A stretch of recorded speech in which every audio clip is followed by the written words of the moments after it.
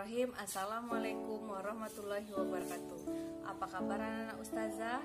Insya Allah sehat walafiat dan dilindungi oleh Allah Subhanahu wa Ta'ala. Baiklah anak-anak ustazah, berjumpa lagi dengan Ustazah Vina, di mana kali ini kita belajar PPKN, di mana materi kita kali ini tentang perumusan dan penetapan Pancasila sebagai dasar negara. Nah, anak-anak ustazah, tentunya Pancasila hadir di negara kita atau lahir munculnya Pancasila itu tidak langsung muncul saja. Pastinya penuh dengan perjuangan oleh para pendiri-pendiri bangsa kita dengan semangat dan komitmennya.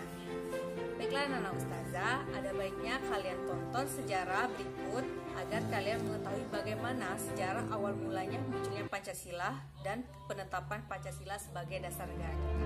Jadi kita tonton bersama.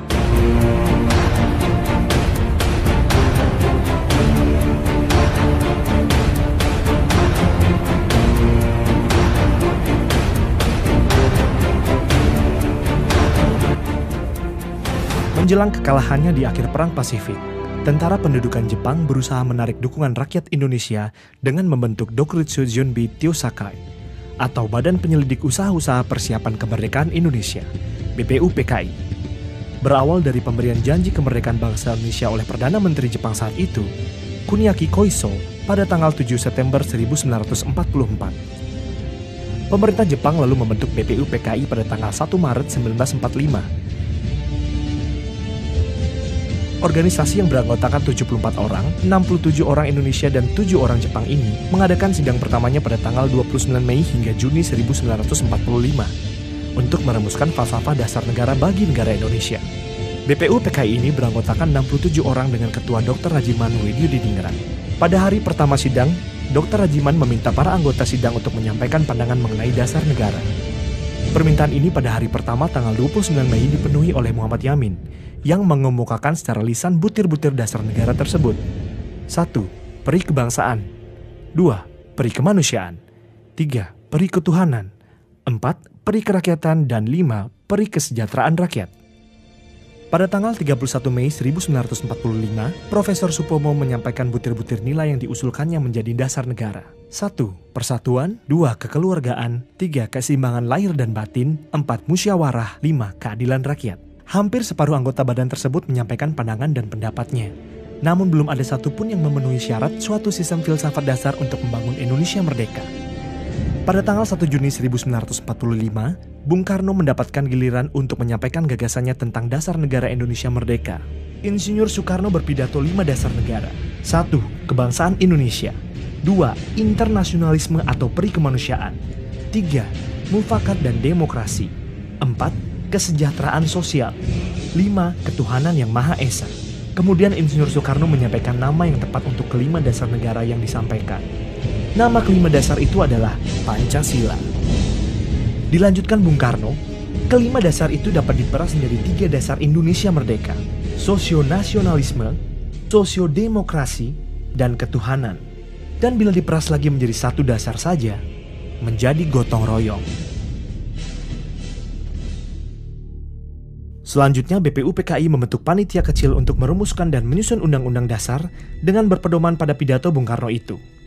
Dibentuklah panitia kecil yang terdiri dari 8 orang, yang diketuai oleh Insinyur Soekarno dan anggota-anggotanya adalah Muhammad Hatta, Sutarjo Karto Hadikusumo, Wahid Hasyim, Ki Bagus Hadikusumo, Otto Iskandar-Dinata, Muhammad Yamin, dan A.A. Maramis. Panitia ini bertugas menampung saran-saran, usul-usul, dan konsepsi-konsepsi para anggotanya. Pada tanggal 22 Juni 1945, panitia kecil ini mengambil prakarsa untuk mengadakan pertemuan dengan 38 anggota BPUPKI yang sebagian diantaranya sedang menghadiri sidang Chosangin, sebuah badan penasihat yang dibentuk oleh pemerintah pendudukan Jepang. Pada pertemuan tersebut dibentuk sebuah panitia kecil lain yang kemudian dikenal dengan sebutan Panitia 9, yang terdiri dari Insinyur Soekarno, Muhammad Hatta, A.A. Maramis, Abi Kusno Cokro Sujono, Haji Agus Salim, Ahmad Subarjo, Kiai Haji Wahid Hasyim, A.K. Muzakir, dan Muhammad Yamin. Panitia 9 dibentuk untuk mencari modus antara apa yang disebut golongan Islam dengan apa yang disebut golongan kebangsaan mengenai soal agama dan negara. Panitia kecil ini berhasil mencapai modus itu yang diberi bentuk suatu rancangan pembukaan hukum dasar. Inilah yang kemudian dikenal dengan nama Piagam Jakarta 22 Juni 1945. Dalam Piagam Jakarta termaktub rumusan dasar negara yang berbunyi sebagai berikut. 1. Ketuhanan dengan kewajiban menjalankan syariat Islam bagi para pemeluk. 2. Kemanusiaan yang adil dan beradab. 3. Persatuan Indonesia. 4. Kerakyatan yang dipimpin oleh hikmat kebijaksanaan dalam permusyawaratan perwakilan. 5. Keadilan sosial bagi seluruh rakyat Indonesia. Sore hari pada tanggal 17 Agustus 1945, ketika Indonesia baru saja memproklamirkan kemerdekaan, Muhammad Hatta menerima utusan dari Indonesia Timur yang menyatakan isi sila pertama sebagaimana Piagam Jakarta tidak mewakili mereka, sehingga kemungkinan mereka akan melepaskan diri dari negara Indonesia yang belum sehari merdeka. Oleh karena itu, PPKI pada tanggal 18 Agustus 1945 memutuskan 1. Mengesahkan Undang-Undang Dasar. 2. Memilih dan mengangkat Insinyur Soekarno sebagai Presiden dan Dr. Andes Muhammad Hatta sebagai Wakil Presiden Republik Indonesia. 3. Membentuk Komite Nasional untuk membantu tugas Presiden sebelum MPR dan DPR terbentuk. Berkaitan dengan Undang-Undang Dasar, terdapat perubahan dari materi yang dihasilkan oleh BPUPKI. Antara lain, 1. Kata mukhadimah diganti dengan kata pembukaan. 2. Pada pembukaan alinea keempat anak kalimat ketuhanan dengan menjalankan syariat Islam bagi pemeluk-pemeluknya diganti dengan ketuhanan yang Maha Esa. 3. Pada pembukaan alinea keempat anak kalimat menurut kemanusiaan yang adil dan beradab diganti menjadi kemanusiaan yang adil dan beradab. 4.